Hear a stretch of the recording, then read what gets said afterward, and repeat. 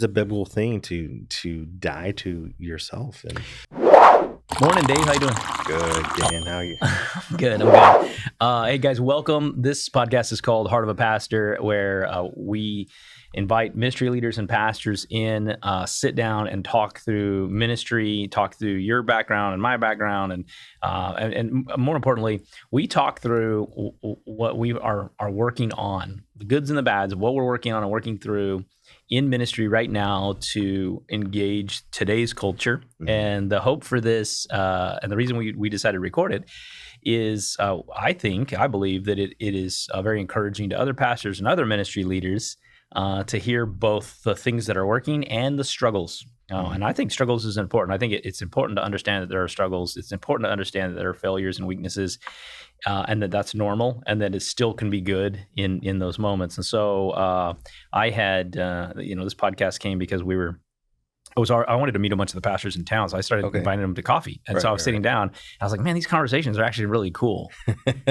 And then I was like, we should capture this, like we should, I wish there was a camera here. And then I was like, well, there could be, we could do this. And so, that's how we started. And cool.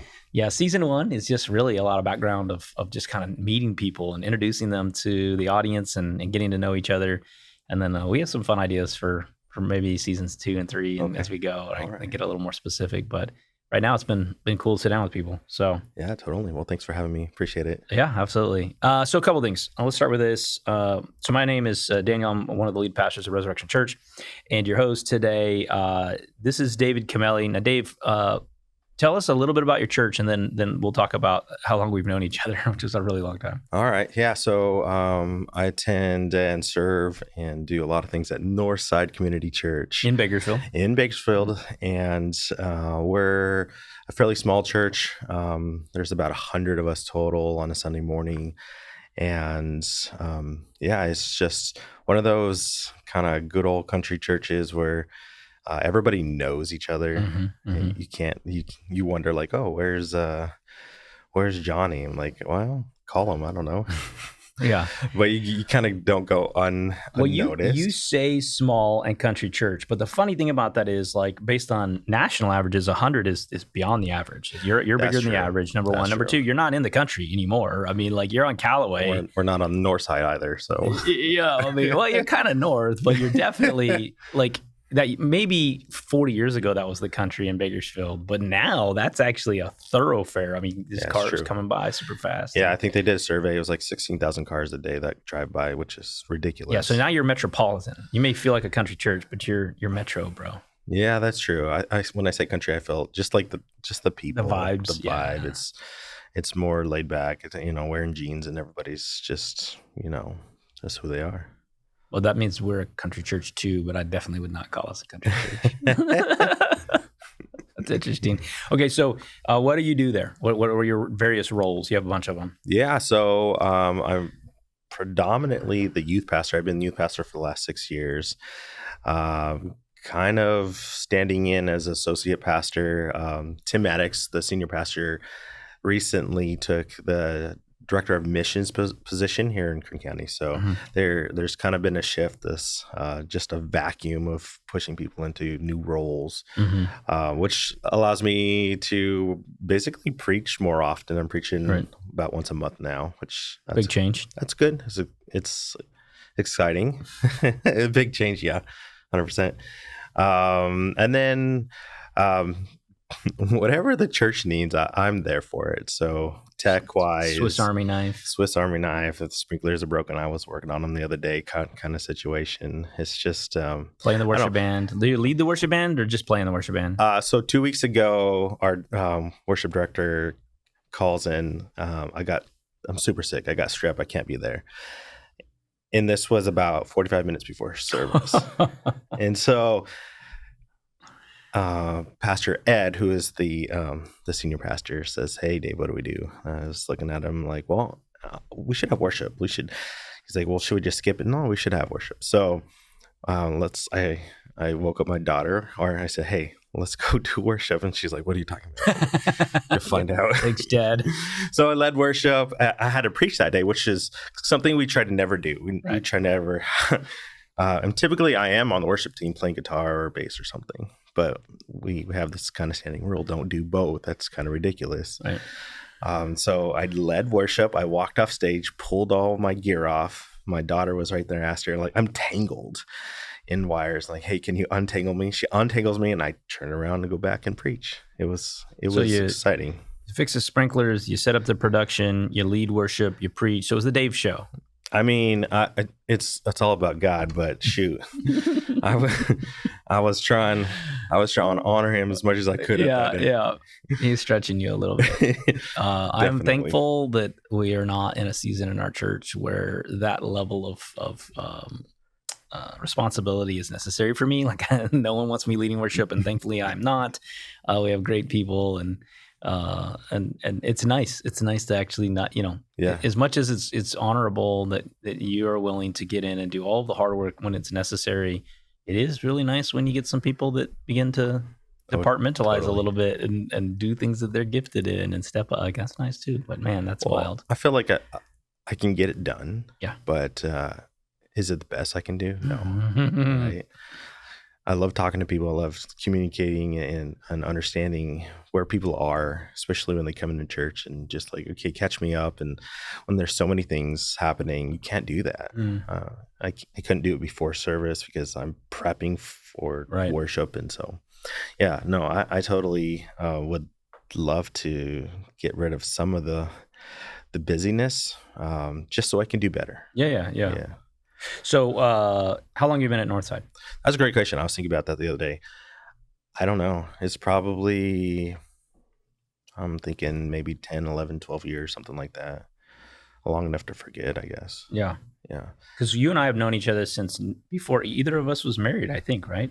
Were we both single when we were. Met? Yeah. We were both, I think when I met you, you were engaged. So it was right around that time. Okay. Well, I wasn't engaged for a really long time. So that would put this at about 21 years, probably. That's a long time ago.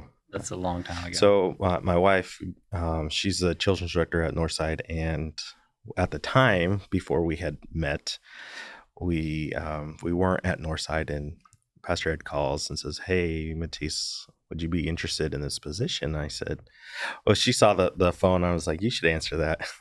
And so that's what started us to go back to Northside. We had been in and out a couple times. Northside had started at Eastside campus, and we ran that hard, and then eventually it shut down, and then we just needed a break. And so we got this phone call to come back, and I'm like, okay, I think you should take that. I think you should look into that. But yeah, that was, I can't believe it's 20 plus years ago. 21 years. Yeah. Yeah, that's crazy. So let me ask you this, like tell me about your family. So you mentioned your wife, you mentioned your daughter, but you have a big family. I do have a big family. So, somebody asked me, well, how many kids? That changes sometimes. Well, right now I have 5 kids. It changes because sometimes we have foster kids in the house, and we adopted 2 kids. But to start at the top, I have 3 of my girls are 18, 16, 15. Whew. I mean, it changes every year, so it's hard to keep up. And then I have a 4-year-old son, which that's new, having a son. And then I have another daughter who's 2.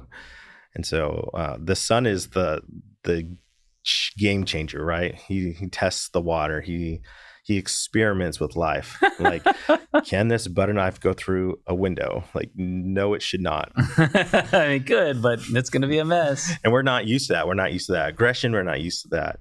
It's very different. I love it. My wife is like, this is crazy. No, this is boys. This is boys. So I think that's as many kids as we're gonna have. What led you? So you have these 3 kids. You're done, clearly, right? They're in their teens. What led you to not just foster, but foster and adopt? I mean, what? So probably about, I don't know. Time's irrelevant at this point. A while ago, spoken like a man who has little kids at home. There was a young lady who's about the same age as my daughters, and her family was struggling, and she just desperately needed a place to go. And so she came to our house, and she lived there for about 6 months, and then she went back home. And there was a big muddy mess in the middle of all that. But when she went back home, my wife and I knew that she wouldn't be the last person that we would help and bring into our house and allow in. We had seen what it was like, how difficult it was, and we decided we could handle that. Mm-hmm. At the same time, my sister had started fostering a little boy, and that kind of just opened the eyes, like, we can do this, we can go, this is how you do it. Mm-hmm. And so we started doing emergency fosters, which means if something happens, instead of a child going and sitting in the Jameson Center, they'll call and say, hey, there's a couple kids, can they come to your house first or come immediately and just stay there? And they'll stay for up to 3 weeks. And so we started doing that, and our heart's desire was always to have a son. And so we were kind of banking on the fact that at one point God will give us a son through this system. Okay.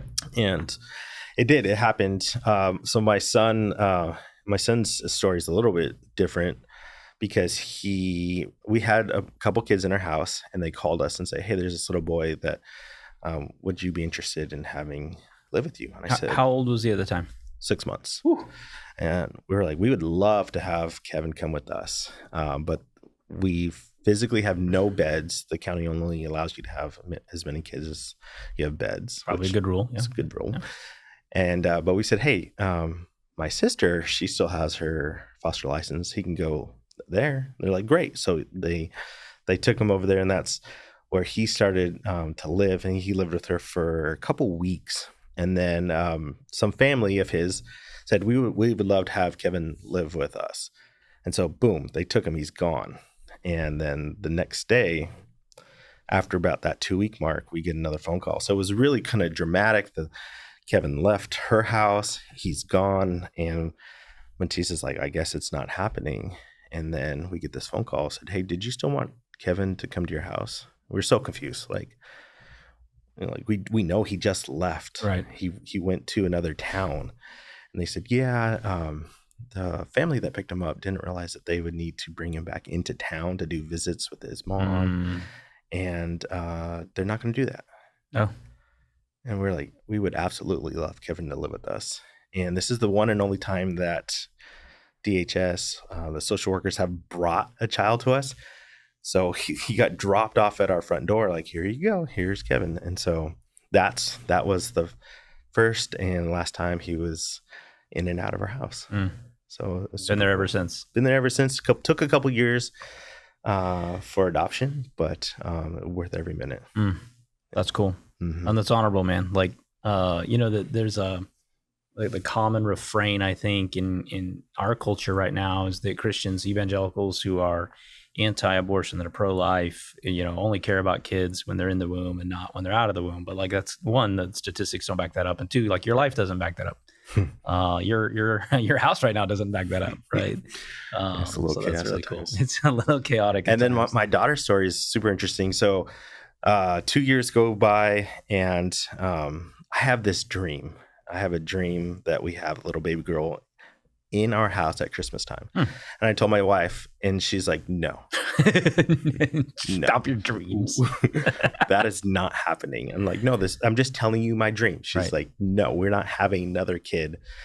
And then the next day she's like, well, maybe we should prep for it.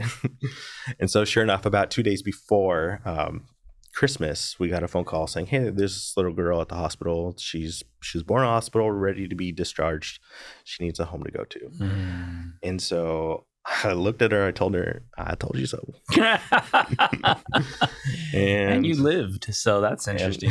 Grace of God. I mean, at that point, we're already lack of sleep. So it's just a daze. And then, so yeah, we went and picked her up. And so technically she has been our only long-term foster that's come into our house. Because she was an emergency. We just like, yeah, she's coming. And so, yeah, that took about 1.5 years to go through all the court proceedings for adoption as well. But that's it. That's how we have Kevin and Tashi and Belle and Sophie and Liz. It's so a house of 7. House of Seven. It's a holy number. It's I believe you. Theoretically, how about that? Theoretically, it's a holy number.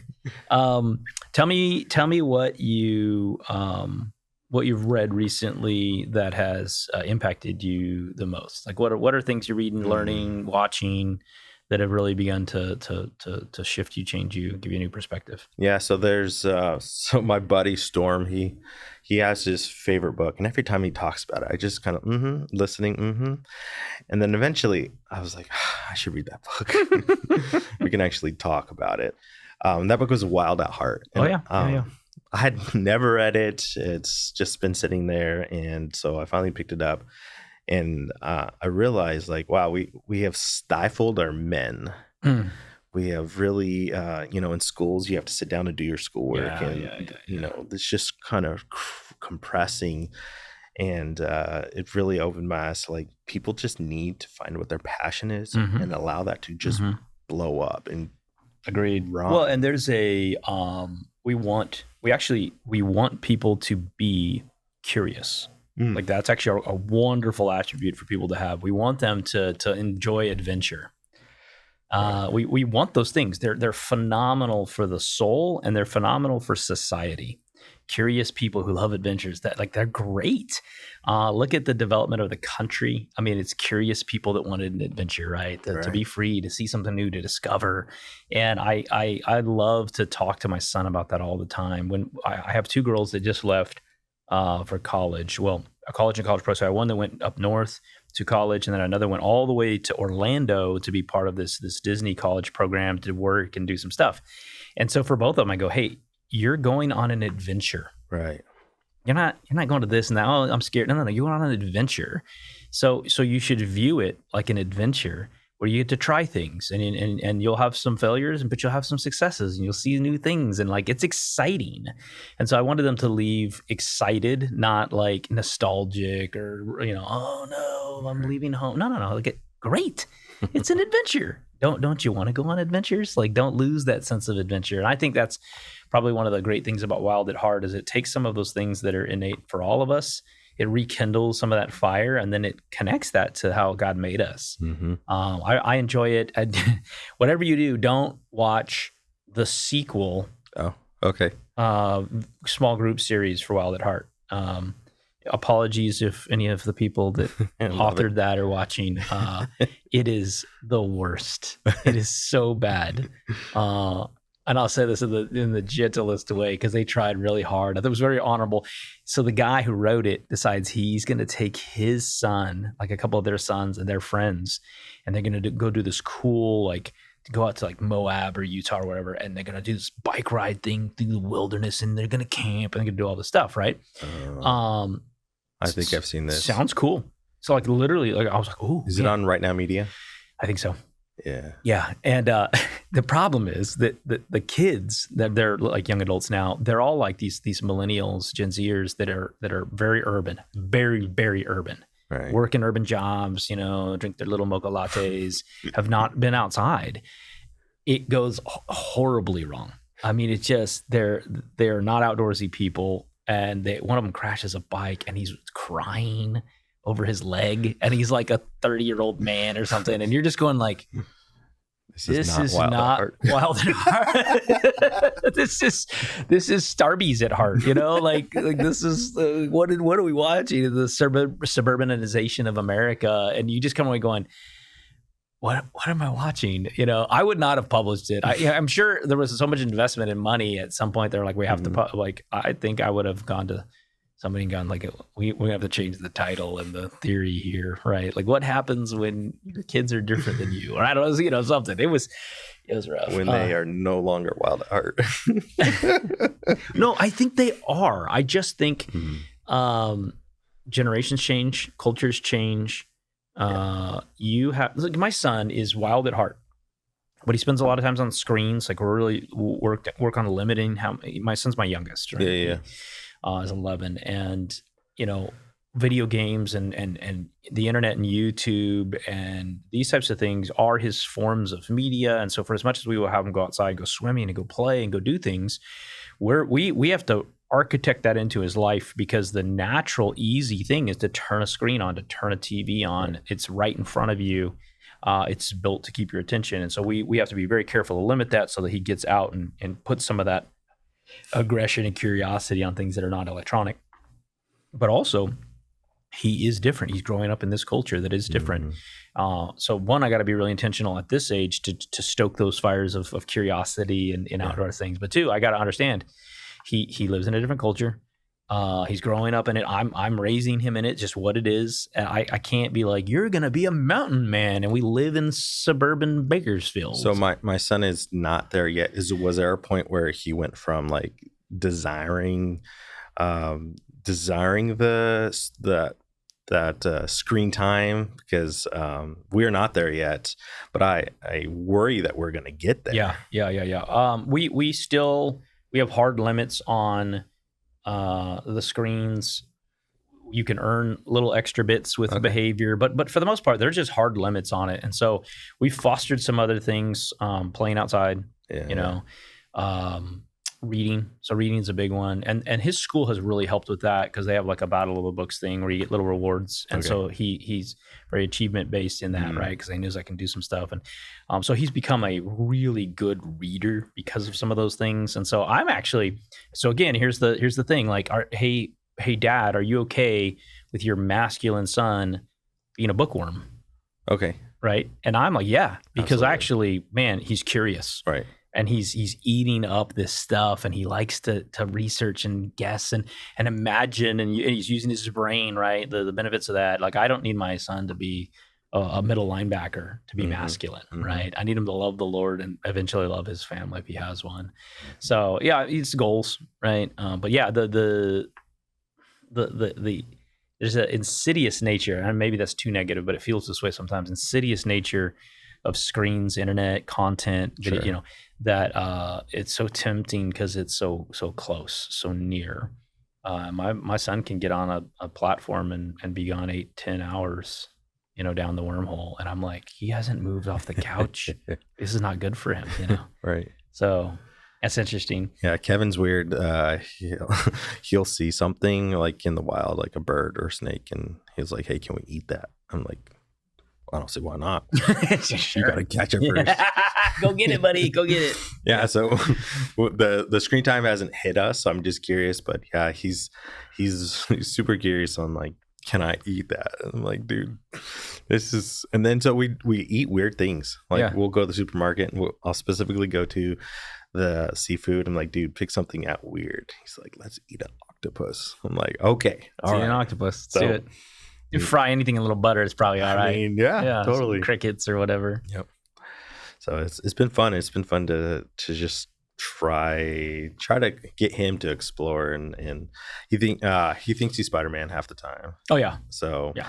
We have a lot of fun. And then he's probably going to be a preacher or a very outspoken person. He will accost anybody from like 10 aisles down. He'd be like, hey, like, dude, we're screaming in Walmart right now. He's like, I just want to say hi to that person. It's like, okay. Very extroverted. I don't know. Extremely. I don't know how we're going to work that in. Neither you or your wife is super extroverted. So that's interesting that you now you have this kid that's just another level, right? Yes. Yeah. I love talking to people, but I will not hail them from the next county. Well, he will. Yeah. So it's been fun. No, so my eldest daughter is very dramatic. So it's not as much of the yelling, but incredibly dramatic. Going to end up, I think, this month trying out for one of these Disney princess roles. Oh, that's cool. And has a very high likelihood, if they need one, of getting one of these roles, because you just soak it in and just become. It's not even so much that, although she's a fairly good actress. It's more that her face and body language shows every little feeling, every little thing, and so as an actress, like particularly for these types of roles, I mean, she will be over the top, right? Whatever the character is, she can't really turn that off. Like, it's just who she is, even when it's a bad thing. Yeah, yes. We had 3 teenage girls in the house at the same time too, so right. you know what I'm talking about. Yeah, absolutely. Yep. Okay, so Wild at Heart. What are things that? What are you reading right now? Um, right now, I'm reading a book, Gospelize Your Youth Ministry, Mm. which is I'm about halfway through it, and it's really just poignant on what are we doing for our external source of your youth ministry.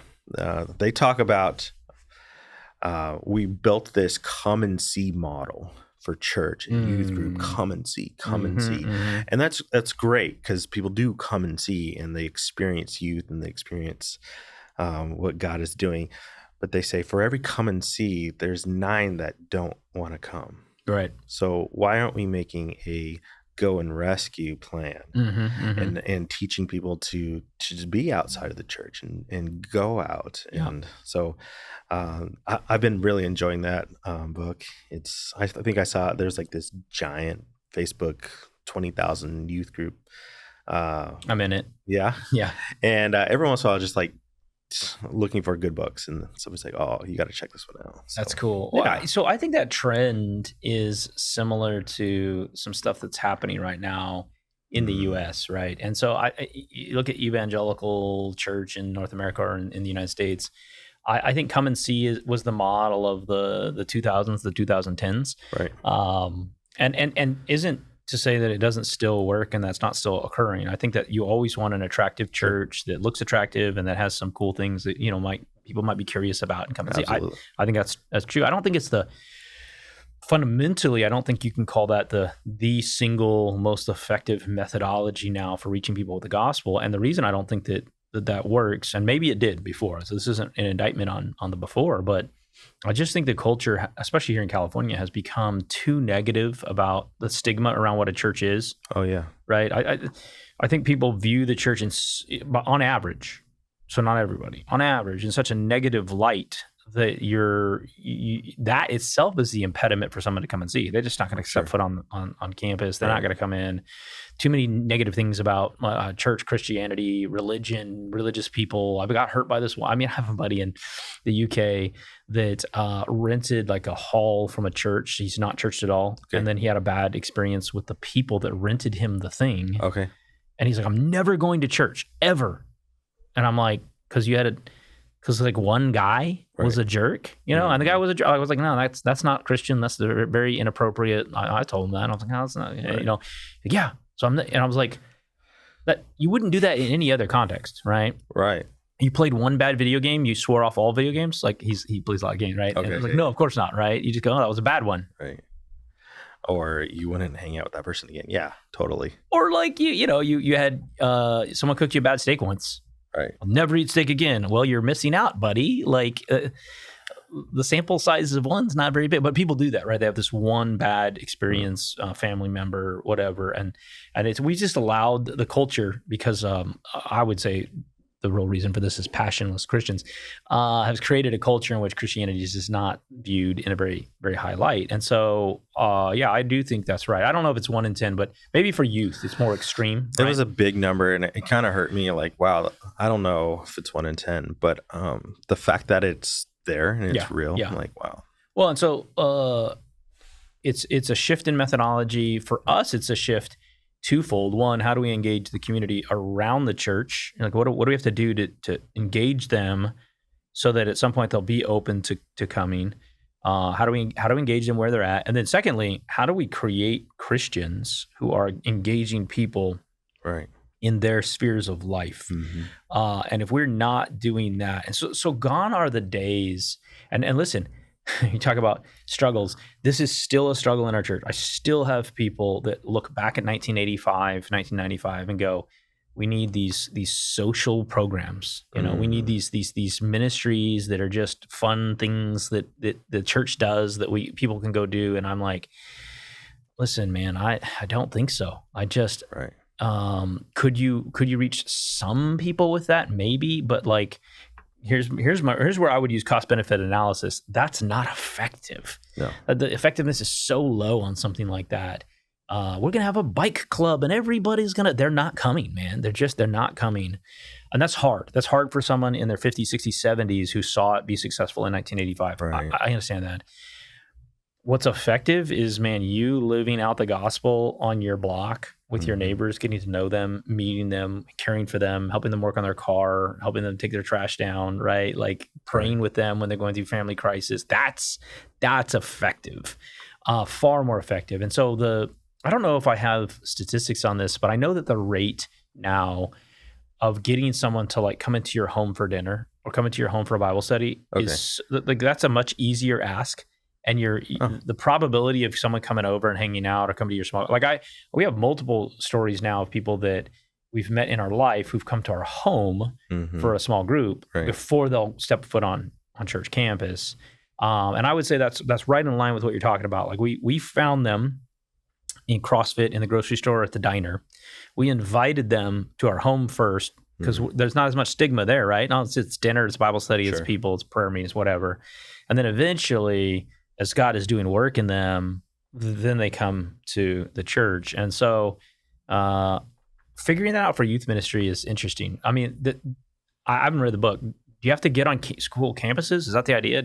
Where do you find the kids? So it really actually speaks not to the pastors to go on campus, but the kids, just to train the kids and to have them, give them the tools and the ability to do that care and care for people, and then just be different, be a shining light, and then kind of teach them that it's okay that you may socially be carved out and taken out of certain situations because of what you're asking. It's a biblical thing to die to yourself. And it's so hard though in youth ministry.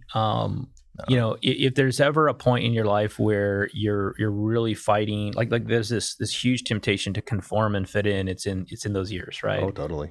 And so the message of no, stand out, be the odd duck is like, man, that's a tough message. Man, but having evangelists, a youth ministry of little evangelists, right? A youth ministry of little people that are ambassadors to Christ is the dream. And yet at the same time, you're going, man, like that's so difficult. It's such a big ask. I have my third daughter is incredibly assertive. She's at type A. Okay. I'm going to run everything. She would run our whole house. If we let her, we won't, which she's not happy about, right? She would run it all. And so she's in junior high, and she's got this little posse of kids that we go pick them up for youth because she has, are you going to youth? You going to youth? You going? Right? And then like one of them, I overhear her saying something. She literally is blackmailing a kid in her school. She's like, I know you like this boy, and I'm going to tell him if you don't come to youth. I was like, whoa, okay. We have gone too far. When gentle as doves, right? Wise as serpents, don't bite people. Like, can't not. You got to be gentle. You got to like girl, we need to have a little sit down here. I'm like pastoral intervention with my daughter. How'd you get to that church? Well, it all started with a blackmail, back in junior high. Oh, that's boy. Amazing though. It's not amazing. Like, please don't do that. Oh man, yeah. I think it was Tim Keller that said there are more students who know God than have ever experienced God. They've just heard the name, and they've kind of just been inundated with so much availability to just look something up. That they have the knowledge but no experience. And so to give other people like, this is my experience, I think that's the key. I think there's this tension that I see in church culture and in regular, just American culture. I think it's human nature, and it's that there's a book called The New Kind of Diversity. Have you ever read that? Okay, I highly recommend this book, New Kind of Diversity. It is about generational diversity, and so it looks at the 5 common generations right now. So it's like builders, boomers, Gen X, millennial, Gen Z. And it talks about what they've grown up in, what has shaped these. Again, we're broad swaths, right? Sure. What they value, what they don't, how they look at things. I mean, it's just amazing data. I love books that actually have data. I love books that have data because that, it's just your opinion, right? Unless you're telling me one of two things: that it's in Scripture. Okay, now we're good. Now I know I can trust it. Or you got some data to back it up, right? Otherwise, you're just pontificating, and I don't really care. So this has great data about these generations and how they can work together. I love it. Now, here's one of the things it said that I totally agree. Every single generation thinks that the next generation had it too easy. Oh, wow. every generation thinks the generation below, well, they just had it too easy. They all and that's apparently it's just always been a thing. Okay. So it's not just a now thing. Right. So if you go back to 1950, they were like these youngsters, right? They don't even know what they were like down on the. So every generation is always down on the young people, always down on the young Always people. uphill both ways. That means human nature is we're going to dismiss young people. We're going to dismiss people in their 20s. We're going to dismiss teenagers. We're going to dismiss preteens, and we're going to go, oh, they got it too easy. They're soft. They don't have the right value. Whatever. But that's human nature. We have to fight that. Sure. Because if we don't, and this is where churches have all been a total wreck, right? We dismiss, we ostracize, we separate youth as this necessary evil. Like, oh, gotta have a youth group. Put them over there. We don't want to deal with them, right? Hire some youth pastor. They'll wrangle them. Right. We call it childcare. I'll just take them to childcare. Like babysitting. We don't invest in. Those are the leaders of the church in 15 years. Right. Maybe 10. Right? Depending on their, 10, 15 years, they're going to lead. The way they're treated is now building and setting the foundation for your church. Right. So your church in 10 to 20 years is going to feel like they got treated. And so if you're dismissive and down and negative on them, what are you building a future of? What a wreck, right? The opposite, we should view them as, man, we only have a few years to get them ready to take this place over. We should view them that way. Our kids, I wish we viewed them the way they do in the Bible. We should, like jewels, right? Right. How many jewels showed up at Wednesday night tonight? Like, oh yeah, 27, man. We got 27 investments. Well, Jesus was the first youth pastor. Yeah, he was. His apostles were like young. Young. Right. Yeah. And even they were dismissive of the little kids. Yeah, that's true. Right? Yeah. Generation down. Little kid, get him out of here. He don't have no time for them. Right? And he's like, what are you talking about? You're not even that much older. Cut it out. Yeah. But if we don't view high school, junior high, elementary school that way, then we're going to be dismissive. And then if we're dismissive, we're not going to invest the way we need to invest. They're going to know it. Like, people always think that the kids don't realize it. Man, they know.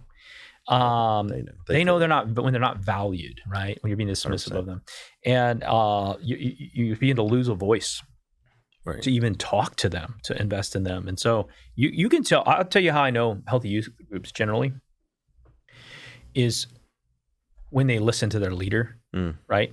So like I watch, and man, if their leader gets their attention, I go, oh wow, because the only way you do that outside of doing something really, really wild, but the only way you do that consistently is you've proved you've earned the trust, you've earned some, like, they know you love them, right? When they know you care for them, you're gonna get their attention, right? When you speak, and so like you can, in our youth group, when they break out into the little pods, little tables, I can tell you who the best youth leaders are, who have had enough time with those kids to really build inroads, because the kids are all paying attention. They're listening, and I'm like, like you can see health. And kids will sniff it out if you're dismissive and you're just kind of, oh man, that guy ain't working. Which, by the way, is not that much different than doing ministry with adults. No. The data shows that a student or somebody from 19 to 29 basically just falls out of the church. Yeah. And that scares me. So if I have anybody that's in that pre-demographic, this is the time. This is your last shot. This is my last shot. They're going to wander. They're going to figure out their lives on their own in the next 10 years.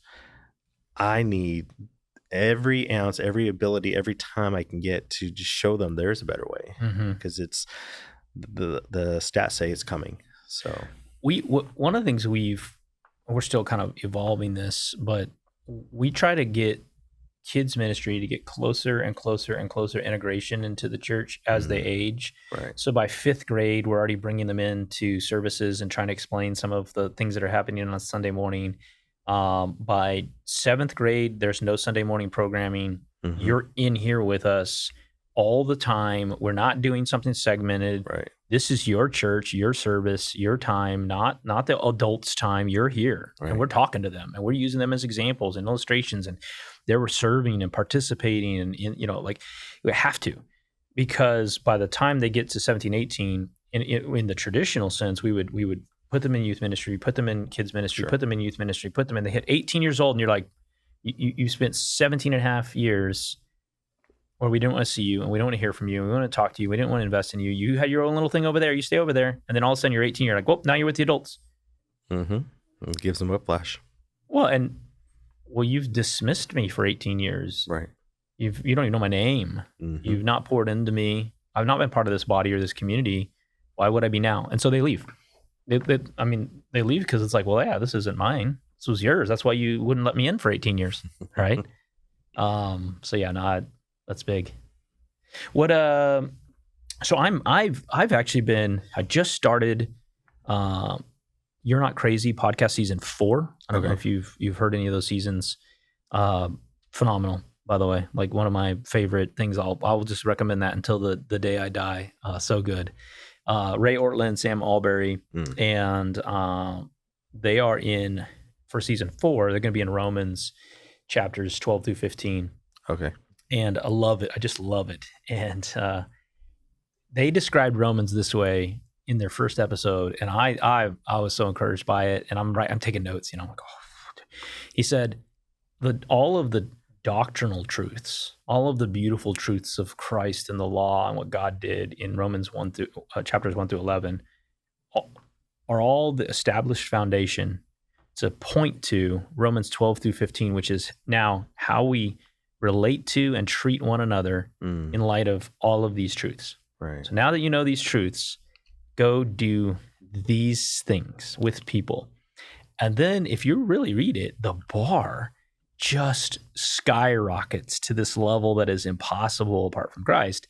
And so episode 1, they were like Romans 12, 1 through 8 or something. And he reads this verse from Romans 12. I think it's like 5. Let's see. It says, I'll start in 4. Romans 12:4. It says, for as in one body we have many members, and the members do not all have the same function. Verse 5, so we, though many are one body in Christ and individually members, and this is his point, one of another. We are members one of another. So you and I in the body of Christ are not just brothers in Christ or friends or whatever. We are members of the body. And so he said, here's what he's pushing on. That means our participation in the body is so integral, so critical, so important that we don't get to look at other people in our church with a cost-benefit analysis of how much good do they do for me, right? Sure. Because that's what a business would do, right? I'd go, make this business decision if it's good for us, right? If there's enough profit, enough benefit, enough whatever, because I'm going to weigh it with the cost. That's how you run a business. That's not how you run your body, right? There's no cost-benefit analysis of like, is this person too annoying for me to pay attention to? Like, that's not a thing, right? Does this person require too much patience? Not a thing. Does this no, members of the body, like we sacrifice for one another. We are, man, if there's a part of your body hurting, you don't just go, well, that would be too much effort. So no, you feel that pain, right? That hurt, and you pay more attention to the part that hurts. And he was really just kind of getting into this, man, we don't really view each other this way. No, we don't.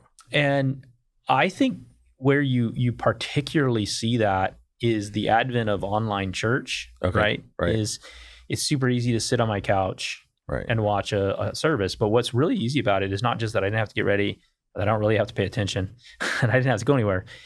What's really easy about it is I don't have to meet anybody I don't like. I don't have to meet anybody that annoys me. Right. The people that rub me the wrong way, I get to completely avoid them. Yep. Well, no, like that. We actually are breaking the definition of a body because we don't get to take the body and split all the parts and put them in separate places and go, well, now you'll be fine. No, you don't even function. Like that to chop a body into little pieces is an autopsy, right? It's not a functioning live body. No, you need to be in the church service with a person that's a little too. We have a guy, a friend of ours. Herb's getting a shout out today. He has a laugh that is. Yes, he does. The most recognizable laugh in our first service, right? When Herb laughs, everyone's like you get echo laughs. First of all, because sometimes Herb is delayed. He thinks about something and then laughs after everyone, and it's super loud. And then you'll hear people chuckle about his laugh. It creates a little echo of laughter, and like You need that. And if for some reason that annoyed you, you need that too. Yeah, totally. You need that too. You need to go, why am I not being patient? Mm. Why is that bothersome? It's good for you. Yeah. And I think if we stripped away the technology, we'd be back to, well, this is the only way. And you'd be back to Hebrews. It says, do not neglect to meet together, as is the habit of some. Right. No. Get back in the room, get back on the couch, get back on the pew, get back in the chair, right? For some reason, the word community just hit me. I don't know if it was yesterday or the day before, but I was thinking about community and how the word and the view of community is so different than what it is or what it used to be. We think of the word community and we think of like people working together, but really now the word community is just where you're living and the people around you that are living around you, but they're not doing things together. It's no longer a symbiotic. People aren't helping each other like they used to in a community. They're just living near each other. Right. So I don't know when we lost that, but it just hit me the other day. We've totally lost that. It's been a slippery slope. I have some neighbors that when they leave for work in the morning, the garage door comes up, the car leaves. When they come back, the garage door goes up, closes. Yeah. I don't see them. If I'm not watching for the 14 seconds it takes them to drive down the block, that's it. And looking in their car, I would never meet them, And so I've done some stuff like gone and passed out a flyer on my block and been like, I'm going to have a barbecue out in the front yard for this holiday. I want you guys to come over just to meet them, I'm convinced that stranger danger hurt us more than we know it. People do not open their front doors because of stranger danger. That was built in the 80s. Do not open doors, stranger danger. Don't talk to strangers, stranger danger. And now we're at the point the whole society is stranger danger. I just think that it's a big city thing, like in a small city, it's unavoidable. You know everybody and they know you. And there's downsides to that too, but it's an unavoidable thing. And I think we just got into this thing where online lets us build a community over the internet. I got a message board, or I got a Discord, or I got a Facebook, I got some social medias, or I got some whatever, and I can just live my life online via the internet, Zoom, FaceTime, whatever, and ignore the people that live next to me and around me. Right. But I don't think any of that. I love technology, but I just don't think that that's helped us improve our quality of life, right? I mean, not knowing your neighbors hasn't helped you. Knowing your neighbors actually ends up being a pretty cool thing, right? Absolutely. And you feel a lot safer. Sure. When you know all your neighbors and they know you. Yeah. A lot safer, right? But we're huddled in fear in our inconvenience in our houses. And again, this is the culture we're doing ministry in. And so one of the reasons we're talking through this here today, guys, is like the call, if you're volunteering in ministry, if you're pastoral, if you're in any sort of volunteer position or staff position, is we have to engage these people with the gospel somehow. And we got to get to them, and we got to get them out of their house. I got to pry them loose of the house and get them out and invite them in your house. Yeah. I talked to a really good friend of mine last night who his wife and he have just fallen into just watching service from the couch for the last month or so. Yeah. And he's talking about kind of lamenting. He's like, no, we actually recognize the problem. The problem's us, right? And so, yeah, that's a tough one. Okay, so let me ask you this: big things ministry-wise, anything coming down the pipe you're excited about that you see work that you've invested, things you're putting together, programs you're looking ahead and going, man, this is going to pay off. I can't wait to do this or this plan you got, or anything like that. I see new young volunteers that are looking into ministry as something that they're called towards, and that's super exciting. Like, okay, let's vet that out. Let's see what that means for your life. Just to have a young person to actually say, I think I want to be in ministry. Yeah, it's just like lights me up. So that's been new because as when I started, they're kind of younger, but now I'm seeing people that are just stepping up, and the fruits of my labor of pouring into people, and people like, I think I want to pour back. I'm like, okay, that's kind of super exciting for me.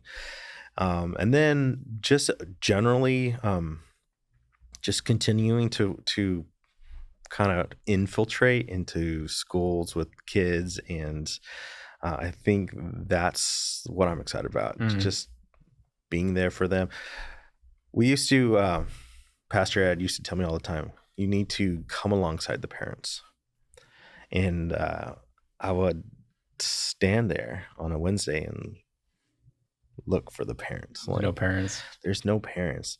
And so just becoming a kind of a guiding light into that little group of people, it's been different for them because they're just not used to that. And so that's just changing and always developing. Yeah.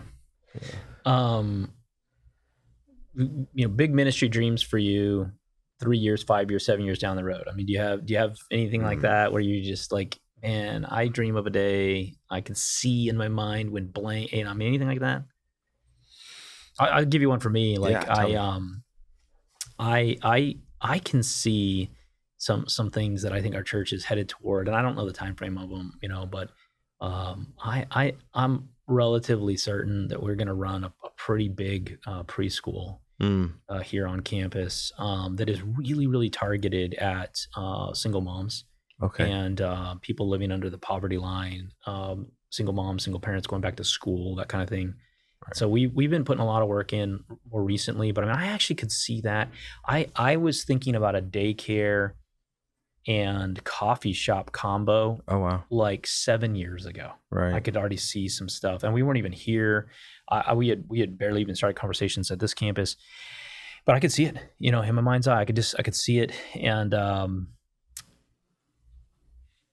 I don't know exactly what it'll look like, but we're working hard on that.